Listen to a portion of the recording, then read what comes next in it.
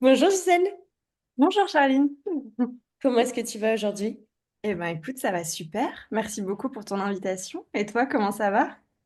Eh ben écoute, ça va, je suis contente de t'avoir dans cet épisode de podcast, donc c'est trop chouette. Moi aussi, je suis très contente. Merci beaucoup. Eh ben écoute, je te propose, avant de démarrer l'épisode, de te poser une question un peu légère, qui est si tu pouvais filmer n'importe où dans le monde, là, maintenant, sans contrainte de budget ni de logistique, ce serait où et pourquoi? J'adore cette question. Trop chouette. Euh, Là, j'aurais tendance à te dire Broadway. Mhm. En fait, je vais te peindre un peu le tableau de mon plus grand rêve cinématographique, mais c'est de réaliser un film musical. Et Broadway, ça m'a toujours fait rêver. Déjà, il y a New York qui est quand même un décor de cinéma incroyable et qui fait Hmm. partie de mon imaginaire de cinéma parce que j'ai été biberonnée, comme beaucoup de personnes, à de nombreuses références de films, de séries qui se déroulent dans cette ville. Et puis, ouais, le genre musical, en fait, cette appétence-là, pour moi, elle est liée à plusieurs choses. Euh, Petite, par exemple, j'étais, et puis je suis toujours, en fait, en réalité, en tant qu'adulte, mais j'étais émerveillée par Mary Poppins. Et Hmm. j'étais très touchée par la grâce et le talent de l'actrice principale, qui était Julie Andrews.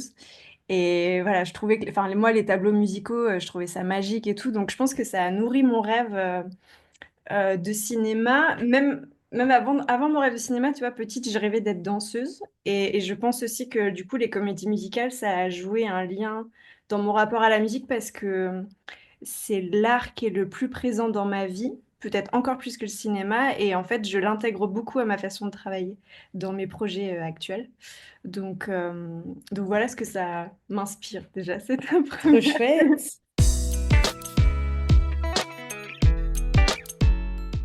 Très belle découverte du coup. Tu vas nous en dire un petit peu plus sur toi. Je te propose que tu te présentes pour celles et ceux qui ne te connaissent pas. Et puis voilà, comme ça, on va apprendre à découvrir ces facettes de toi. Et bien, donc je suis Gisèle, j'écris et je réalise. Et j'essaie de construire mon travail en alternant entre des projets fiction et des spots de sensibilisation. De cette manière, ça me permet en fait de pouvoir créer et développer des projets sur une échelle de temps qui est plus courte avec les spots, en parallèle de mon parcours cinéma, enfin de mon jeune parcours cinéma qui évolue petit à petit, mais pour lequel la temporalité des projets est quand même assez longue. Et Hmm. dans les projets que je mène, j'essaie toujours de les inscrire pardon, dans une intention de sens, dans le sens où ils puissent se faire l'écho de mes aspirations. En fait, c'est vraiment Hmm. pour moi voilà, de me sentir alignée, on va dire, avec les projets que je mène. Et là, par exemple, bah, je travaille depuis quelque temps sur mon premier court-métrage de fiction. Et cet été, en parallèle, j'ai sorti, grâce à toute l'équipe qui a participé, un spot de sensibilisation au consentement qui s'appelle Oui et qui a été diffusé pour la première fois au Festival Terre du Son à Tours. Super, et qui a eu Et beaucoup de visibilité d'ailleurs. j'ai l'impression, j'espère, mais ouais, j'ai beaucoup de chance, beaucoup de chance. Et puis après, oui, moi j'ai aussi fait le choix de porter mes projets sous un pseudonyme, donc qui est le prénom Gisèle. C'est Hmm. c'est un clin d'œil en fait admiratif à l'avocate Gisèle Halimi, parce que ses engagements m'inspirent énormément. Et j'aimerais bien, enfin en tout cas j'ai espoir que mes projets puissent justement voilà, être le reflet de mes aspirations citoyennes. Donc c'était important pour moi que le pseudonyme que je choisis soit symbolique de ça aussi, quoi. Voilà. Et qu'est-ce qui t'a amené du coup à l'image, à la réalisation? Est-ce que t'as eu un déclic ou vraiment depuis toute petite, c'était ce que tu avais envie de faire?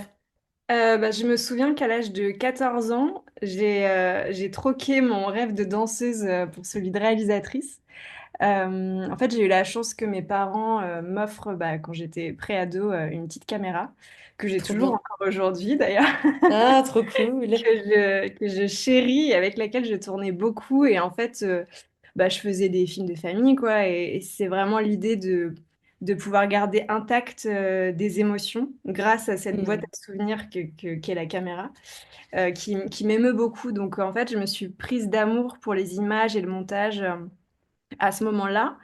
et ça m'a pas quitté, quoi. Et puis, enfin, c'est lié aussi, je trouve, au rapport à la transmission et à moi, ce que je trouve très beau, c'est l'impact qu'une histoire peut avoir sur notre histoire. Donc, Hmm. euh, ouais, moi, je suis assez fascinée en fait par la capacité de résonance du cinéma.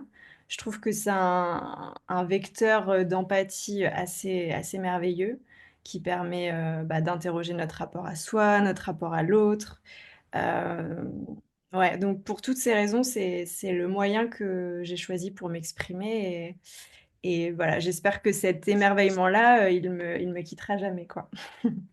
Trop drôle parce que ça fait carrément écho avec un autre épisode de podcast où je disais que, enfin, où le propre de l'épisode, c'était justement comment avoir des déclics grâce aux séries, aux films, etc. Et c'est exactement ce que tu dis, les émotions que ça te déclenche et Mm. l'empathie que ça déclenche, la réflexion, enfin, c'est tellement puissant, quoi. Ouais, je suis complètement d'accord. Ouais, ouais, c'est assez fou. Est-ce que tu peux nous retracer un petit peu ton parcours? Ben, de tes débuts, là, tu as évoqué un petit peu les vidéos familiales que tu faisais. Comment ça a évolué ensuite, par la suite? Qu'est-ce que tu as fait? Alors, donc moi, je suis tourangelle et à l'âge de 17 ans, je suis montée à Paris pour étudier le cinéma et l'audiovisuel. J'ai eu la chance, grâce à mes parents, de pouvoir m'installer là-bas quelques années et puis d'avoir accès à ces études supérieures. Et du coup, dans cette continuité, j'y ai commencé à travailler aussi en tant qu'assistante monteuse pour la télévision. Donc, bah, aujourd'hui, ça fait 15 ans presque que j'évolue dans ce domaine-là. Et voilà, mais ça fait véritablement 2 ans, ouais, 2 ans seulement que j'inscris mon travail dans une intention de cinéma. Voilà, avec des projets d'écriture, de réalisation, parce que c'est vraiment le Graal pour moi, quoi. C'est le rêve Hmm. absolu. Et puis après, il y avait aussi le bagage que j'avais en passant le cap de la trentaine, qui m'a permis de déconstruire un certain nombre de croyances limitantes et de projections extérieures aussi sur mon avenir, sur les souhaits qui m'étaient chers et que, voilà, que j'avais au fond de moi. Et en fait, j'ai eu un déclic qui m'a aidé à faire face à mon ressenti d'illégitimité et puis qui m'a donné l'élan aussi pour essayer de me donner une chance de réaliser mon rêve de cinéma, quoi, que j'ai du coup depuis l'adolescence. Donc voilà un petit peu ce qui m'a amené à où j'en suis aujourd'hui. Trop bien. Est-ce qu'il y a eu des rencontres ou des projets qui ont été particulièrement fondateurs pour toi? Oui, il y a eu ma rencontre avec le collectif 50-50, qui a été vraiment un point de départ pour moi par rapport à là où j'en suis aujourd'hui professionnellement. Et donc, donc le collectif 50-50, c'est une association pour l'égalité et l'inclusion dans le cinéma et l'audiovisuel qui développe des actions à l'échelle nationale et internationale. Et parmi tous ceux qu'il et elle initient, il y a notamment un programme de mentorat auquel j'ai candidaté il y a 2 ans. Et donc, en 2023, j'ai eu la chance d'être sélectionnée. Et typiquement, grâce à cette aventure-là, c'est la première fois que j'ai ressenti combien mon rêve de cinéma, il était non seulement légitime, mais également pris au sérieux par la profession.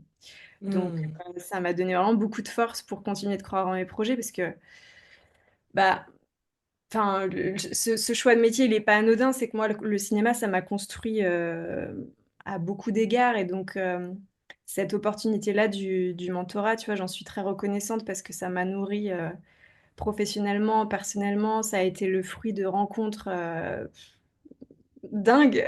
Franchement, j'en suis, enfin, je suis tellement, je me sens tellement chanceuse de ça. Je pense, Hmm. euh, je pense à Mati Mendy, qui est la responsable du programme. Et puis je pense aussi bien sûr à ma mentor, c'est Rachel Lang, qui est scénariste et réalisatrice. Et en fait, donc le mentorat, il est sur 6 mois. Et donc elle m'a accompagnée, Rachel, elle m'a accompagnée sur mon premier film. Elle m'a témoigné beaucoup de soutien, encore aujourd'hui d'ailleurs. Et voilà, je trouve que c'est extrêmement précieux quand on, voilà, quand on a envie d'avancer dans cette profession et qu'on a des soutiens comme ça pilier, quoi. Hmm. Et concrètement, ça s'est passé comment? Est-ce que ça a été sur de la technique, sur de la posture? Enfin, est-ce que tu peux nous en dire brièvement un petit peu plus? Eh bien, en fait, on était en contact de manière assez régulière. On utilisait plein de canaux de communication différents. On s'est aussi rencontrés. Et, euh, et donc, c'est la première à avoir lu le scénario de mon court-métrage, là, sur lequel je travaille.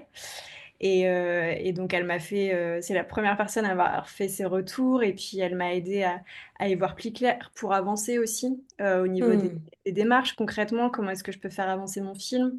Voilà, elle m'a aidé à me mettre en lien avec des personnes avec lesquelles j'avais envie de discuter pour le projet. Enfin, ça a été vraiment. Et puis, elle m'a toujours fait sentir que mon projet était important et que j'avais ma place dans cette profession. Et donc, ouais, vraiment, sa gentillesse et son soutien sont pour moi très, très précieux, quoi. Super. Et concrètement, du coup, on va revenir un petit peu plus à ton militantisme. Tu as parlé de sens, de vouloir mettre du sens dans ce que tu fais, etc. Comment ça se manifeste dans tes projets ou ça peut être aussi dans ton quotidien professionnel? Qu'est-ce que tu mets en place ben, pour militer? Bah, en fait, je crois que je ne conscientise pas toujours mon engagement parce que, en fait, j'ai mes convictions, tu vois, en tant que citoyenne et de manière assez spontanée par rapport au sujet que j'ai envie de défendre, et ben, finalement, mes convictions se retrouvent dans mes projets ou plus largement dans mes choix de vie. Mais ce que j'essaie de faire, c'est autant que possible, c'est de rester alignée avec qui je suis et qui j'aspire à être, tu vois, enfin, la femme que j'ai envie de devenir. Donc, ouais, je crois que les projets que je mène, enfin, j'espère en tout cas qu'ils sont dans la continuité ouais, des valeurs citoyennes qui me semblent tellement, tellement essentielles. Voilà, je sais que à partir du moment où je travaille sur un projet, c'est parce que c'est important pour moi de parler de tel ou tel sujet, que ça fait sens. Et Hmm. enfin, je crois que mon militantisme, il est régi par une interrogation de fond. C'est bah, qu'est-ce que j'aspire à construire dans ma vie, quoi. Tu ressens quoi du coup quand tu fais des projets comme ça? Typiquement, le spot qui a été diffusé à Terre du Son, Mhm. c'est quoi les émotions qui sont liées à ça? Et qu'est-ce que tu ressens quand tu te bats justement pour plus d'égalité? Alors, je crois qu'il y a plusieurs émotions. Tu vois, par exemple, quand un projet comme ça aboutit et fait place à une diffusion et qu'en plus on a la chance d'avoir des super retours, bah, je suis juste super fière de toute l'équipe qui a permis que le projet prenne vie. Enfin, c'est tellement, ça donne une force incroyable. Mais après, l'émotion moteur pour moi que j'associe à mon engagement, de manière générale, quand j'initie un projet, c'est la colère en fait. La colère qui est quand même elle-même issue d'un sentiment d'injustice, je pense, assez ancré. Après, ouais, quand j'essaie de... Enfin, c'est pareil, tu vois, je conscientise pas trop le fait de participer à plus... Enfin, une envie de plus d'égalité. En fait, dans ma manière de travailler, je vais vers des projets où je crée des projets enfin, où moi, à mon échelle, je me dis qu'avec avec qui je suis à un instant T et avec mon échelle de moyens, donc enfin voilà, vraiment ma petite échelle, quoi, j'essaie de participer à quelque chose de plus grand que moi, qui me dépasse, qui nous dépasse. Et c'est autant se battre pour soi, pour faire avancer les choses pour soi, mais aussi pour tout le monde, quoi, pour les gens qu'on aime, Hmm. comme pour de parfaits inconnus, quoi, tu vois, mais ouais, c'est participer à quelque chose qui est plus grand que soi. Ça me parle beaucoup, je pense. Quand tu dis que tu le conscientises pas, c'est-à-dire que c'est en fait c'est un peu naturel. Enfin, tu t'y diriges un peu naturellement, c'est ça vers. Ouais, bah, en fait, je me dis que, enfin, c'est en moi et donc enfin, je l'intellectualise pas, enfin, heureusement d'ailleurs, mais dans mon quotidien, tu vois, je veux dire, c'est là. Et après, moi, je fais le choix d'exprimer ma colère dans mes projets. Je sais que Hmm. c'est très moteur pour moi dans la mise en action, en fait, pour initier des projets, pour créer, etc. Après, je trouve aussi important de pas réprimer ses émotions, bon, avec quand même beaucoup de précautions, parce qu'en tant qu'adulte, on a quand même la responsabilité de nos réactions par Hmm. rapport à ce qu'on ressent. Créer, c'est vraiment mon exutoire. Ça me permet de me libérer de certaines choses. Et du coup, c'est l'alternative que j'ai trouvée pour essayer de rendre ma colère constructive et essayer de lui donner une utilité, quoi. Hmm. Ouais, de manière générale, donner du sens à mes actions, c'est quand même quelque chose Enfin, c'est un peu ma ligne directrice, tu vois, pour tout dans la vie.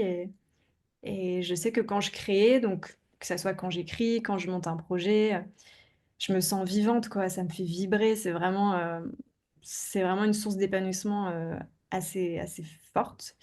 Et puis c'est aussi ce qui me permet de tenir sur la longueur, parce qu'un projet, c'est un investissement de temps et d'énergie qui est quand même assez conséquent. Je sais pas si on se le figure, mais faire un film, c'est des années de travail.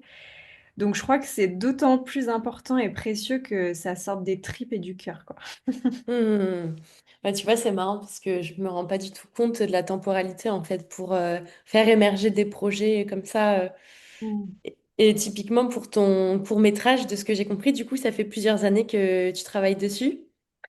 Oui, bah, si je devais mettre en parallèle, tu vois, mon court-métrage et puis le spot là, qui est sorti cet été, bah, Hmm. typiquement, le spot, ça représente 6 mois de travail pour du coup 39 secondes. Ouais. Et le cours sur lequel je travaille depuis ouais, pas loin de 2 ans maintenant, donc c'est pour un 17 minutes a priori, enfin en tout cas je me dirige. Ça va dans cette direction et voilà, tu vois, ça va faire 2 ans et c'est pas fini. Hmm. J'ai encore quelques mois slash années de travail devant moi pour le faire aboutir, mais c'est normal. Enfin, je veux dire, c'est habituel, quoi. C'est le fonctionnement, c'est la temporalité du cinéma qui est comme ça. J'imagine qu'au début, ça peut être un peu frustrant. Enfin, peut-être que, enfin, c'est le sentiment que j'ai quand je t'en parle, mais peut-être que tu le ressens pas du tout comme ça. Comment tu as réussi justement à bah, passer au-dessus de ça et à se dire, bon, bah, c'est quelque chose qui va prendre du temps, mais qui verra le jour un jour. Enfin, voilà, comment tu le perçois, toi? Je sais pas si j'étais très claire dans la question, mais Ouais, je comprends ce que tu veux dire par la frustration. C'est vrai que très vite, on a quand même envie d'être. Enfin, je dis on. Je ne vais absolument pas généraliser, j'aime pas ça. J'avais envie assez rapidement d'être sur le plateau de tournage, tu vois, pour me dire, ça y est, on y est, on est dans le concret. Mais en même temps, dès lors qu'on a envie de prendre un circuit plus classique, tu vois, avec bah, une recherche de producteurs, productrices pour encadrer le projet, bah, en fait, les démarches sont telles que ça peut pas être comme ça justement en 6 mois comme le spot, c'est pas. Et hmm, puis, ce qui permet d'aller, enfin, de dépasser cette forme de frustration, c'est le plaisir de voir aussi le projet mûrir. Moi, c'est très important aussi pour moi de m'entourer correctement. Enfin, en fait, la manière de fabriquer un projet, elle est tout autant, voire plus, importante que le projet fabriqué en lui-même. Donc hmm, j'accorde beaucoup de soins aux deux. Bah ouais, forcément, pouvoir monter une équipe et essayer de faire en sorte voilà, chaque personne qui rejoint le projet, bah, on partage cette envie de se réunir, cette passion de créer et puis l'envie de donner écho à un message. Bah ouais, ça prend du temps, mais c'est OK. Enfin, moi, à partir du moment où j'ai compris que ça prendrait du temps, déjà, le savoir, ça permet de mieux l'accepter. Et puis, ça permet aussi comment dire, de préserver un peu son énergie, tu vois, hmm, pour faire en sorte que, enfin, l'énergie, quand on porte un projet, forcément, il y a des phases, on va dire, où parfois il y a le projet qui va avancer de manière très, très rapide avec des réponses qui s'enchaînent. Et puis, il y a d'autres phases où on est plus dans une posture d'attente parce qu'on va attendre des réponses ou on va attendre ouais, des démarches qui peuvent se faire. Donc, c'est sous forme un peu de vague et donc c'est un équilibre à trouver pour essayer ouais, de préserver son énergie pour que le projet se fasse. Et moi, j'avoue que l'alternative aussi que j'ai trouvée pour pouvoir quand même avoir cette sensation de créer, enfin de pas être que comment dire, le fait de porter un projet jusqu'à le tourner et ensuite Hmm. le montrer, c'est justement d'avoir des plus petits projets entre chaque, euh, donc les spots de sensibilisation et qui me permettent, voilà, sur une échelle de temps vraiment beaucoup plus raccourcie, pour le coup, de faire vivre un projet, quoi. Tu parlais du coup de t'entourer, que c'était important pour toi. Comment est-ce que tu vis la place de femme dans un secteur qui est encore quand même masculin? Est-ce que tu trouves qu'il y a quand même des évolutions ces dernières années? Oui, plusieurs choses. Déjà, alors, cette place-là, moi, je la vis en essayant d'être prudente. Et donc, ma prudence, elle est directement liée à la manière dont je souhaite m'entourer. Voilà, ça, c'est sûr. Euh, et ensuite, oui, je trouve qu'il y a des évolutions quand même ces dernières années. Alors, bon, il y a beaucoup de choses à dire, je pense, beaucoup de choses anxiogènes aussi, hein, mais je Hmm. pense qu'on n'aurait pas assez d'un épisode pour en faire le tour. Mais même si le chemin est encore long, il y a tout de même des actes qui sont posés et qui, je trouve, donnent de l'espoir. Euh, Tu vois, si je dois énumérer des actions, je pense à La Parole qui se libère, tu vois, Adèle Haenel, Judith Godrèche, Hmm. Anneau Grimbert, pour ne citer qu'elle. Il y a aussi la commission d'enquête à l'Assemblée nationale relative aux violences qui sont commises dans les secteurs du cinéma, de l'audiovisuel, du spectacle vivant. Enfin, donc ça, c'était tellement important que ça puisse se faire. Et ça a été d'ailleurs créé dans la continuité du témoignage de Judith Godrèche lorsqu'elle avait été auditionnée au Sénat. Hmm. Après, il y a aussi le fait que les aides financières attribuées par le CNC, donc c'est le Centre national du cinéma et de l'image animée, donc c'est un organe de financement qui est conséquent dans le cinéma. Ces aides-là, maintenant, elles sont conditionnées à des obligations pour les sociétés de prod, de mise en place d'actions de prévention pour les équipes, pour justement sensibiliser aux violences et harcèlements sexistes et sexuels. Donc, tu vois, Hmm. ça fait plein de petites graines qui sont semées et qui donnent de l'espoir. Il y a aussi, je pense, au métier dont on parle de plus en plus, qui est celui de la coordination d'intimité, que je trouve Hmm. mais tellement, tellement, tellement important. Et puis, pour parler aussi à nouveau du travail du collectif 50-50, l'équipe fait différentes études en fait, et il y a notamment celle sur la parité derrière la caméra.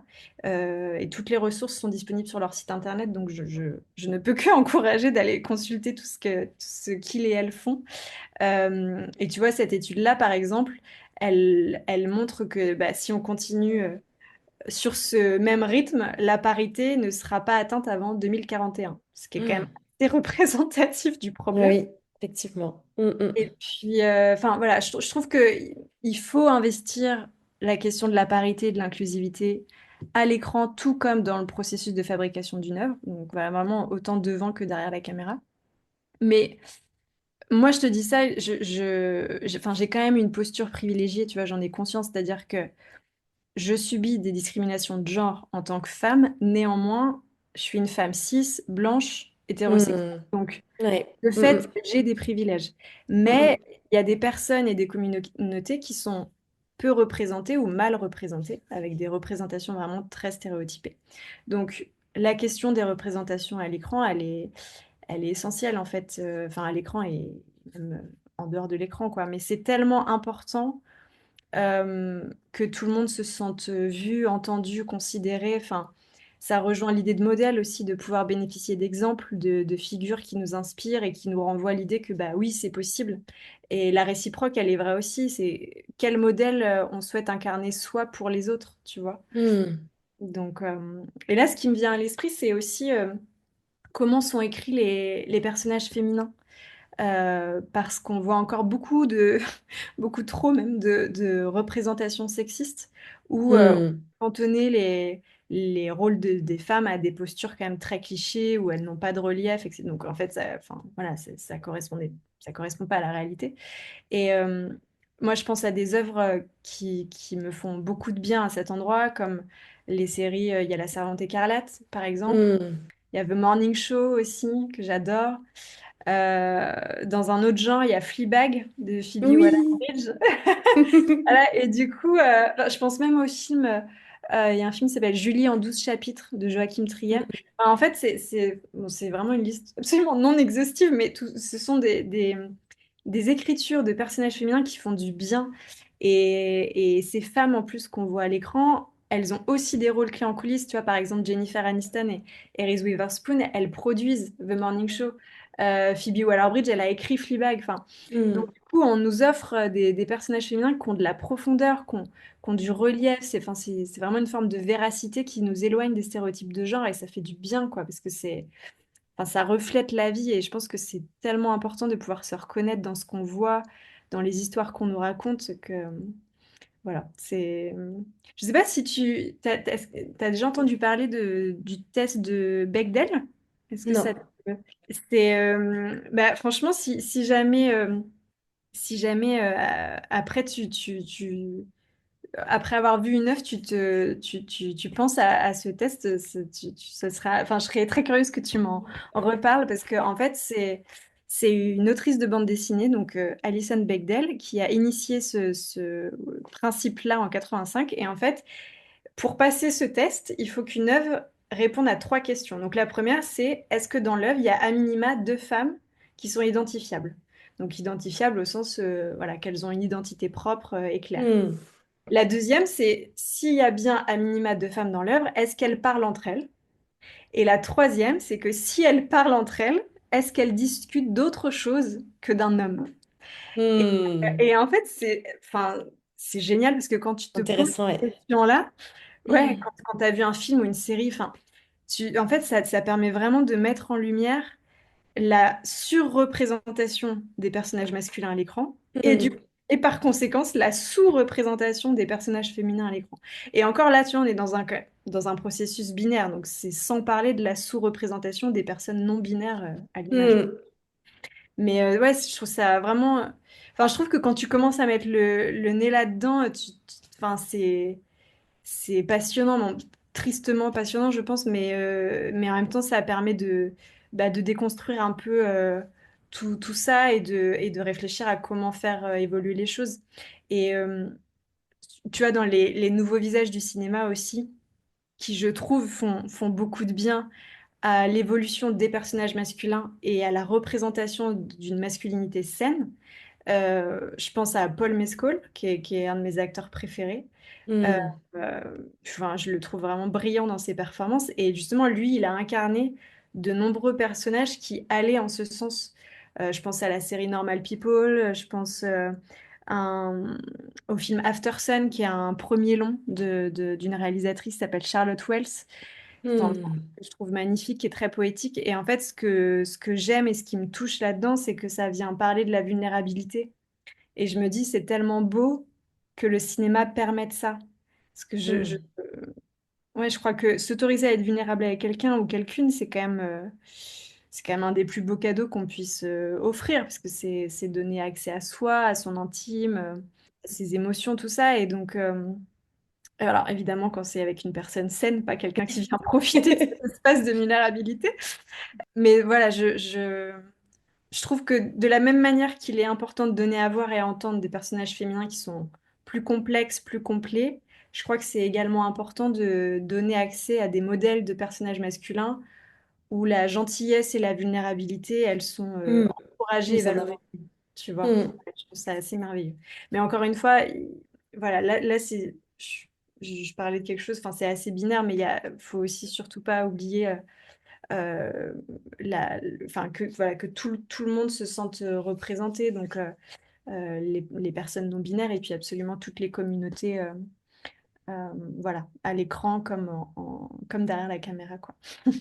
Et comment est-ce qu'on fait pour justement se déconstruire là-dessus, en tout cas dans le milieu du cinéma, et pour quelqu'un qui travaille du coup dans ce milieu-là, quelles sont un peu les ressources que la personne peut aller chercher pour déconstruire un peu tout ça et bah puis apporter un peu sa pierre à l'édifice, quoi. Hmm. Bah, moi, vraiment, le collectif 50-50, je trouve que c'est une source de ressources incroyables. Hmm. Donc vraiment, j'encourage à aller sur leur site internet et à lire les études que l'équipe a réalisées, a menées, parce que ça permet vraiment, je trouve, de se rendre compte de la réalité de la profession. Donc à la fois des avancées et en même temps de ce qui reste à mettre en place pour, euh, pour faire évoluer les choses toutes et tous ensemble.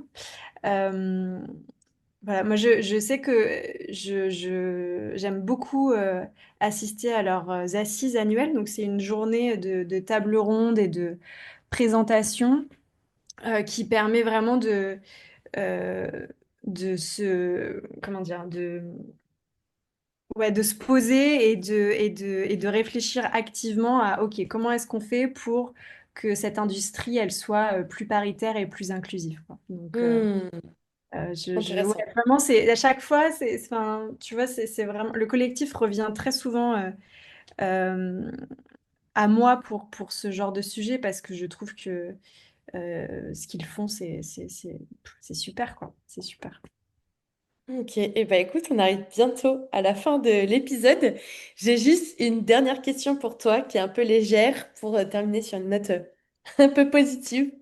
Qu'est-ce qui te donne la force en ce moment? Ça peut être un film, une chanson, une personne, un moment, enfin vraiment ce que tu veux.